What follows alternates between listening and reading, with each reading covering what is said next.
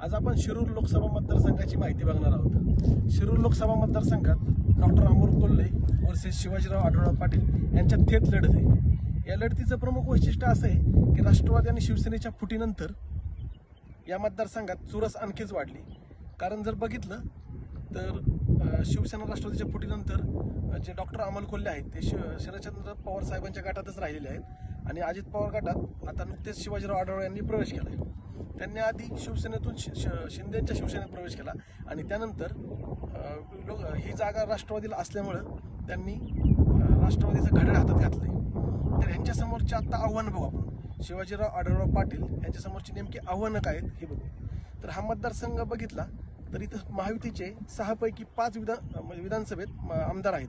त्यापैकी जुन्नर असेल, खेड आळंदी असेल, भोसरी असेल, हडपसर असेल आणि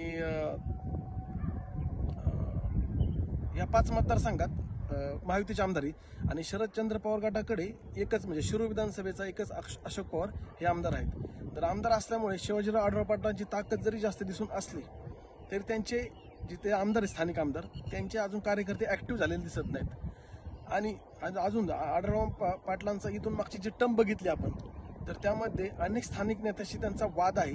त्यामुळे ऐन टायमाला हे आमदार आढळराव पाटलांना मदत करतील की माहीत नाही।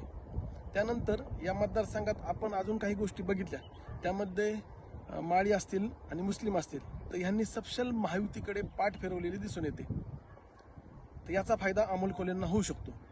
यानंतर आपण अजून एक गोष्ट बघितली तर शिवाजीराव आढळराव पाटील हे शिवसेनेच्या धनुष्यबाण चिन्हाकडून लढावं असं सर्वांना वाटत होतं, पण त्यांनी घड्याळाकडून निवडणूक लढवण्याची निर्णय घेतल्यामुळं ही निवडणूक त्यांना जड जाईल असं सांगतात। कारण जो निष्ठावंत सैनिक आहे, जो शिवसैनिक आहे, जो पारंपरिक शिवसैनिक आहे, जो शिवसेनेला मतदान करत असतो, ह्यावेळेस त्यांना तो मतदान करणार नाही यातून दिसून येते।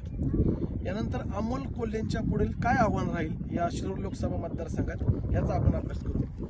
अमोल कोल्हेंसाठी जो हा मतदारसंघ आहे यामध्ये ते विद्यमान खासदार आहेत, त्याचा एक त्यांना फायदा राहील, पण त्यांना अजून काही गोष्टीचे भरपूर आव्हान आहे। त्यामध्ये कारण ते शरद पवार गटात असल्यामुळे त्यांचं चिन्ह नवीन आहे आणि ते अजूनपर्यंत लोकांपर्यंत म्हणावं तसं पोचलं नाही। ते पोचवण्यासाठी इतके दिवस झाले ते प्रचार करतात, ते चिन्ह पोचवण्यासाठी त्यांची अशी काही प्रचार साहित्य लोकांपर्यंत पोचले आहेत। यामध्ये शरदचंद्र पवार साहेबांचा गट नवीन असल्यामुळं, कारण इथले 5ही आमदार अजितदादांकडे असल्यामुळं यांना स्थानिक कार्यकर्त्याची कमी, शरदचंद्र पवार गटाकडे शिरूर विधानसभा मतदारसंघ वगळता बाकीच्या 5ही मतदारसंघात स्थानिक कार्यकर्ते म्हणजे राष्ट्रवादी शरदचंद्र पवार गटाला कार्यकर्ते नाहीयेत। अमोल कोल्हेंची सर्व भिस्त ही शिवसेनेच्या आणि काँग्रेसच्या कार्यकर्त्यांवर अवलंबून असेल असं यातून एकंदरीत दिसून येतं।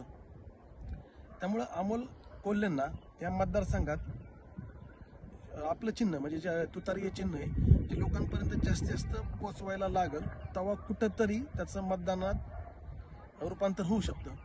आता या सर्व गोष्टीचा आपण अंदाज पाहिला तर येत्या ही निवडणूक आता जनता कशी रिॲक्ट करते यातून कळलंच आपल्याला की लोकसभेचा निकाल नक्की काय होतोय ते।